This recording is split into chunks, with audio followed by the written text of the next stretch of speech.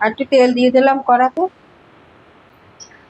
5 ফোড়ন দিয়ে দিলাম, শুকনো লঙ্কা একটু দিয়ে দিলাম,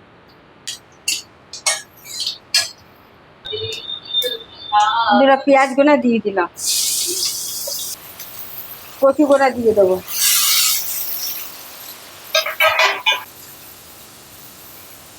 হলুদ দিয়ে দিলাম, নুন দিয়ে দিলাম, জিরে ধনে একসঙ্গে আমি ভেজে গুঁড়ো করে রেখে দিয়েছি, ওটা একটু দিয়ে দিলাম,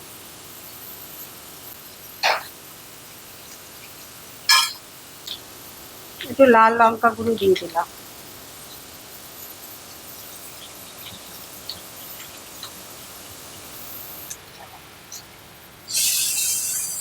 জল দিয়ে দিলাম,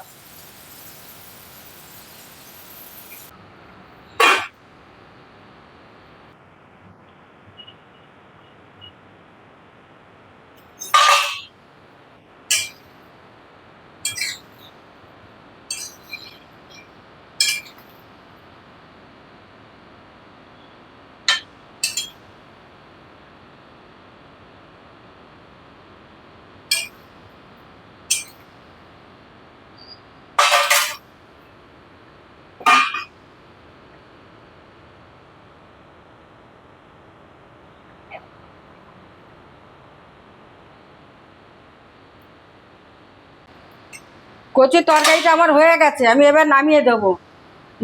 কি গ্যাসের ওপরেই চাপানো থাকবে, আমি গ্যাসটা নিভিয়ে দিই। বন্ধুরা দেখুন ভালো করে কচুটা কেমন হয়েছে।